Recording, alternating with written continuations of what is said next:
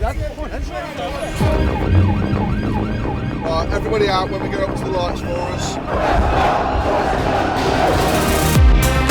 There's been a dramatic increase in violence and disorder at football grounds around the country this season, almost a 50% increase in arrests.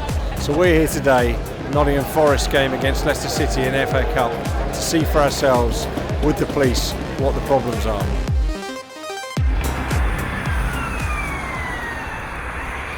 Today's game is Nottingham Forest versus Leicester City. Attendance is a sellout. Both groups are aware of the other group's presence today and are looking forward to them being out. We're standing here in 2022 and we're still talking about firms that are called the Baby Squad and the Forest Executive Crew, and these groups still exist. Yes, they do. Very often they'll have just one day a year that they'll come out, which they'll refer to as their flag day, and they'll have a reunion more than anything. But one of the things we are seeing, is it not right, is a kind of a growth of younger people getting involved in this kind of disorder, teenagers, children. The youngest band that we've had in Nottinghamshire is a lad from Mansfield who was on a ban at 13 years of age. One of the things that came out in the statistics, but also in the report into what happened at the European Championship final, was the amount of drug abuse, the amount of Class A drug abuse, cocaine abuse, that seems to have a connection with football violence. Are you seeing that?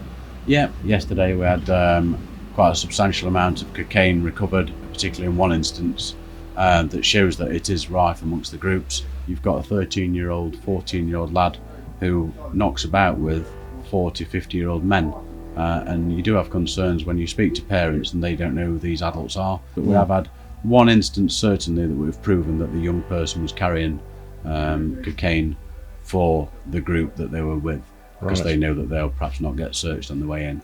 How old were they? That individual was 15, but it's just a small minority that are taking drugs, and it's fueling the disorder.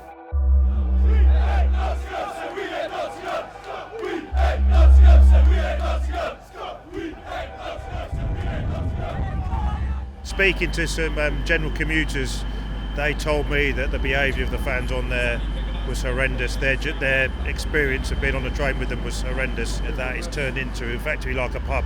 So it's Wetherspoons in a confined area. The train services do actually try and put on special trains for the fans, but they know that you can't drink on those services, so they get the run-of-the-mill service. That's correct, yes. The officers have just said that there's fighting in a pub quite near here, so we're following.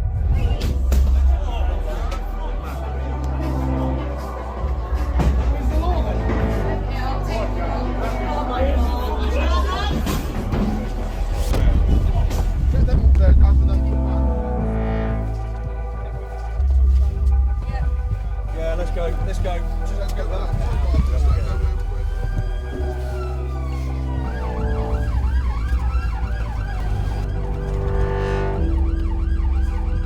Right, everybody out when we go up to the lights for us.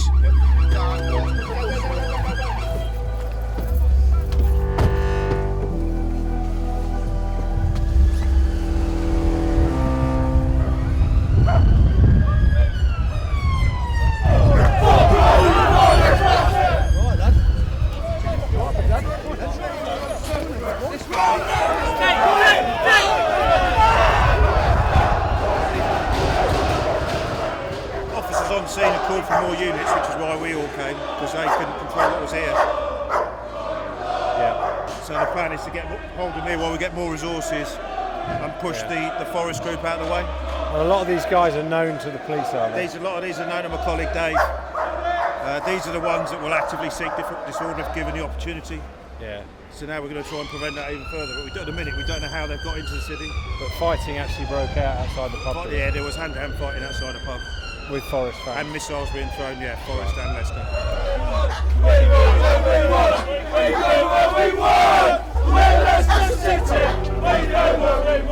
So yeah, we've got a bit of a bottleneck here. So we've got Forest fans that they're trying to contain down there, while moving on these Leicester City fans.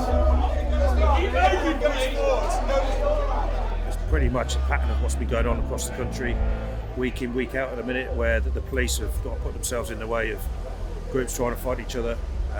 We've had a knuckle duster discarded at the scene as well, so clearly they've come with weapons pre-planned with intent to fight. And this is definitely an escalation you're seeing since the summer and the last season. Since the season started, incidents of disorder across the country. It's not just associated with one or two teams, it's every team across the country. Is the motivation for you to basically try and protect the majority of people we're seeing here and make sure that they still want to keep coming to football, that the minority don't ruin it for the majority? Yes, so we want to isolate the minority, which is what we've done today by the different tactics that we've used on both sets of supporters, and so people can come and enjoy their match day event. Football can only react. What it can do is it can ask the police to work with them on sentencing guidelines so that people are dealt with in this most strident fashion. He's been arrested and in custody now, and as you say, it just highlights the unprecedented number of incidents inside and outside the stadiums all over the country at the minute. This is a mindless minority that are ruining football to some degree. You're one of the dedicated full-time football police officers for the country. How do you move forward? How are you going to try and, what steps can be taken to try and get a handle on this?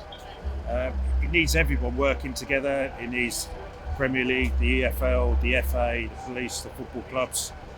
We've seen today how everyone's worked together with the stewards from Forest and Leicester, British Transport Police. We've had Leicestershire officers here as well as Nottingham officers.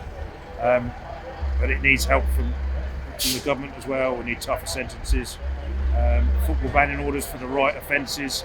The gentleman who went on the pitch today will be seeking the maximum banning order for him, which does act as a deterrent. Football banning orders do work.